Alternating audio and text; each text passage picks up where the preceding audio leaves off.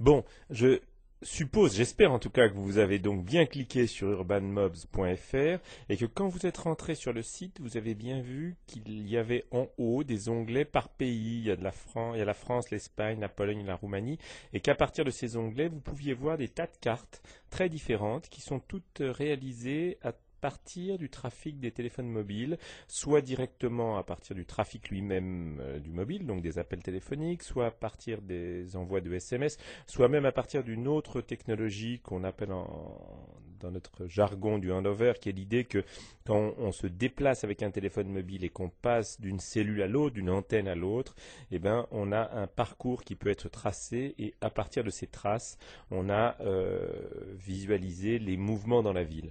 Donc voilà quelques-unes des réalisations qui sont rendues possibles par l'utilisation du trafic mobile. Vous allez avoir un cours spécifique sur ce sujet. Et puis maintenant, je vous demande de cliquer sur le deuxième lien que je vous ai donné, qui est sociogeek.com. Et là, vous allez tomber sur quelque chose de très très différent, puisqu'il s'agit en fait d'un jeu sur Internet qui est très comparable dans sa façon d'être construit, dans sa technique, si on peut dire, à ces jeux de plage quand on s'embête un peu pendant l'été et que on retrouve un magazine qui vous demande de jouer à un jeu du type êtes-vous jaloux ou pas, êtes-vous exhibitionniste, êtes-vous casanier ou aventurier, enfin bon, toutes ces questions un peu idiotes de psychologie.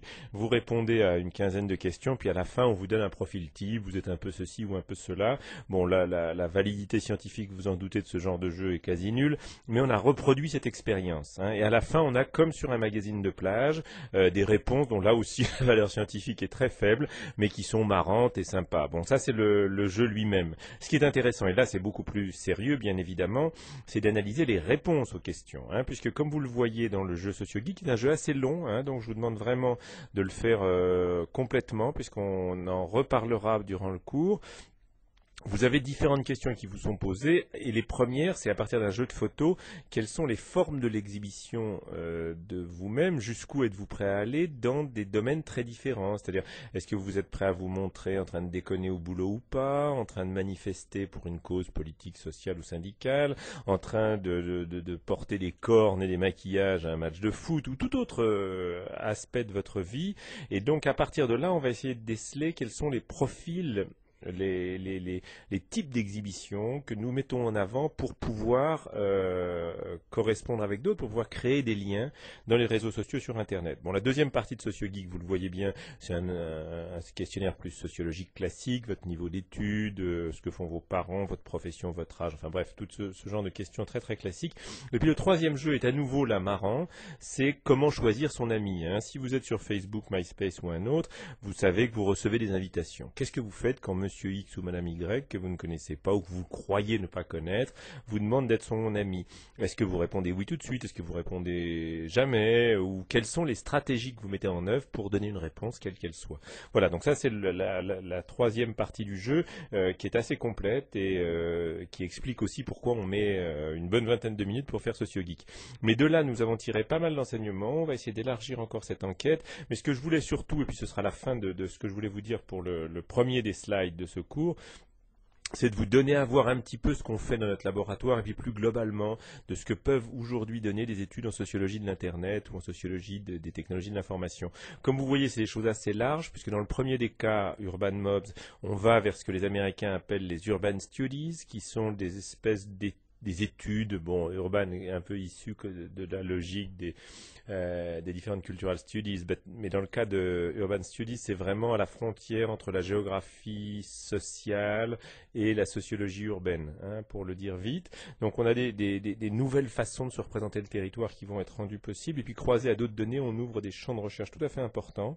Le deuxième exemple, donc, qui est SocioGeek, là est dans un tout autre registre, là c'est vraiment rentrer dans le cœur des relations sociales permises et construites grâce à Internet.